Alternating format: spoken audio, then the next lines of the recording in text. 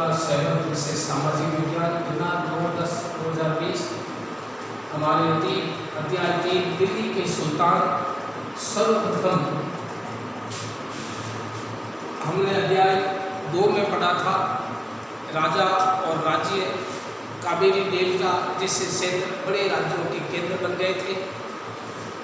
क्या आपने गौर किया कि अध्याय 2 में ऐसे किसी राज्य का जिक्र नहीं है जिसकी राजधानी दिल्ली रही हो? इसकी वजह यह है कि दिल्ली महत्वपूर्ण शहर 12वीं शताब्दी में ही बना। दिल्ली शहर 12वीं शताब्दी में बना। इस पर हम नजर डालते हैं। सबसे पहले तोमर राजपूतों के काल में दिल्ली किस साम्राज्य की राजधानी बनी? 8वीं सदी के मध्य में तोमरों को अजमेर के चौहानों, जिसे चाहमान नाम से भी जाना जाता है, परास्त किया। तोमरों और चौहानों के राज्यकाल में ही दिल्ली वाणिज्य का एक महत्वपूर्ण केंद्र बन गया। इस शहर में बहुत सारे समृद्धिशाली जैन व्यापारी रहते थे जिन्होंने अनेक मंदिरों का निर्माण करवाया। यहाँ दिल्ली वाल कहे जाने वाले सिक्के भी डाले जाते थे और जो काफ़ी प्रचलन में थे।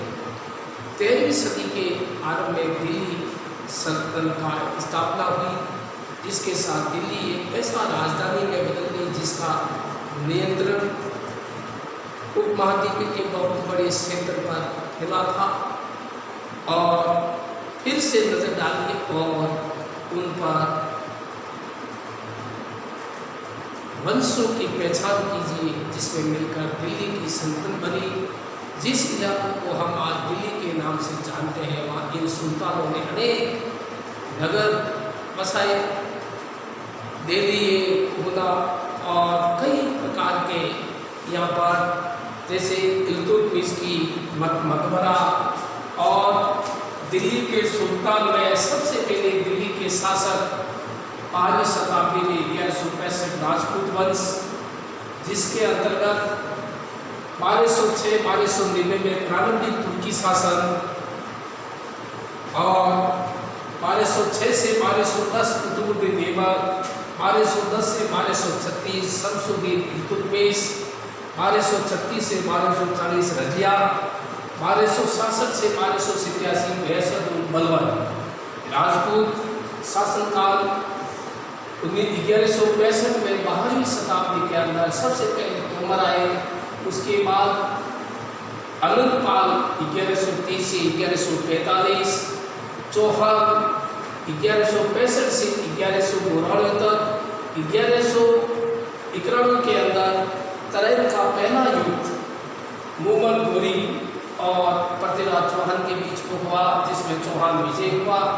1192 के अंदर मुहम्मद घोरी तराइन का द्वितीय युद्ध में वो विजय हुआ था, पृथ्वीराज चौहान।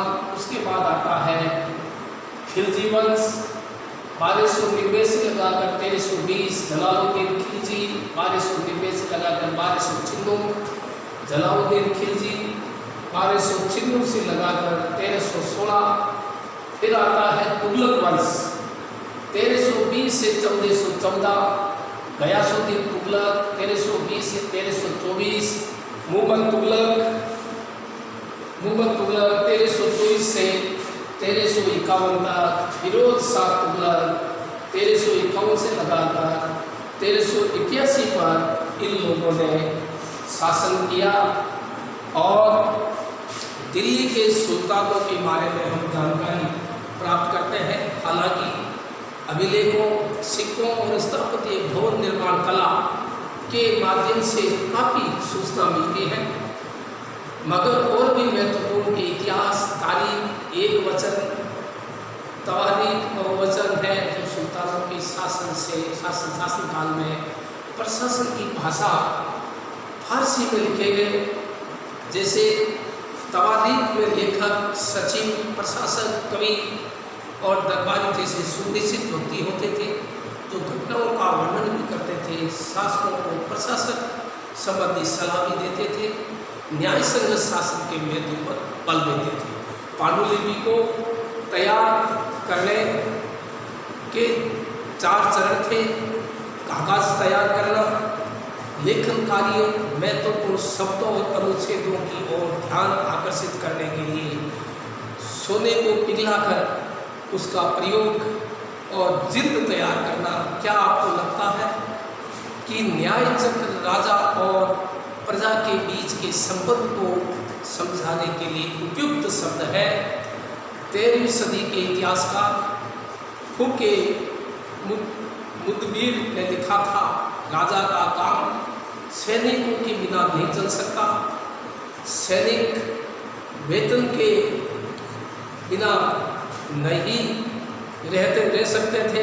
वेतन आता है किसानों से एकत्रित किए गए राजस्व से, मगर किसान राजस्व तभी चुका सकेंगे जब भी खुशहाल प्रसन्न हो। ऐसा कभी हो सकता है। राजा न्याय और ईमानदार प्रशासन को बढ़ावा देते हैं।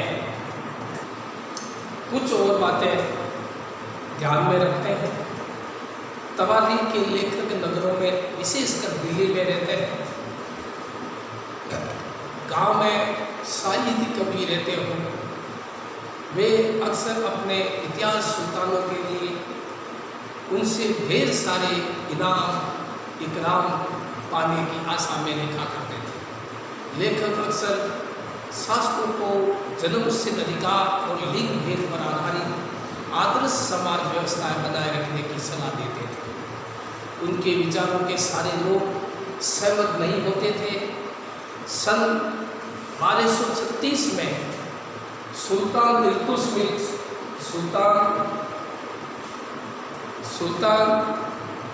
इल्तुतमिश की बेटी रजिया सियासत पर बैठी 1236 में। उस युग के इतिहासकार मिनहाज-ए-सिराज ने स्वीकार किया कि वह अपने सभी भाइयों से अधिक योग्य और सक्षम थी, लेकिन फिर भी वो एक रानी को शासक के रूप में मान्यता नहीं दे रहा था। दरबारी जन भी उसके स्वतंत्र रूप से शासन करने की कोशिशों से प्रसन्न नहीं थे। सन 1240 में उसे सियासत से हटा दिया गया।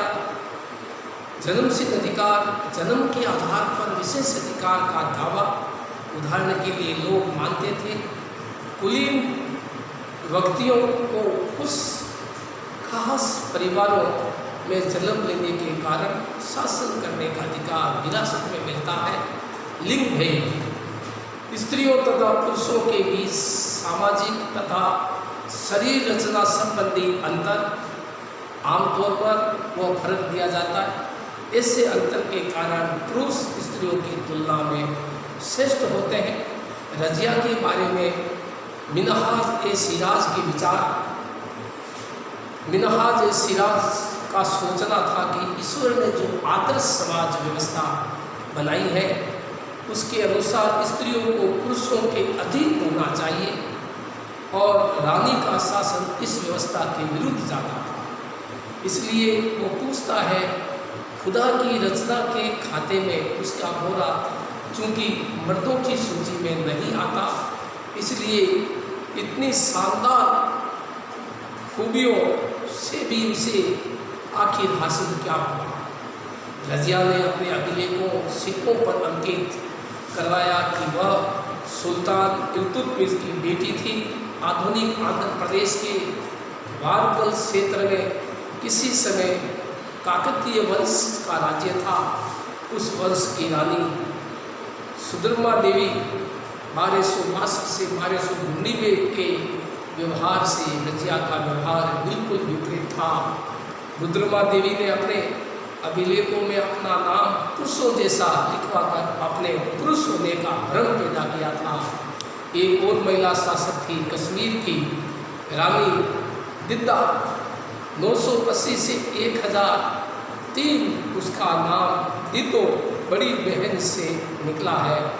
जाहिर है कि प्रजा ने अपनी प्रिय रानी को ये स्नेह भरा संबोधन दिया होगा। मिनहाज के विचार अपने शब्दों में व्यक्त कीजिए। क्या आपको लगता है कि रजिया के विचार भी यही थे? आज के अनुसार स्त्री के लिए शासन बनना इतना कठिन क्यों था?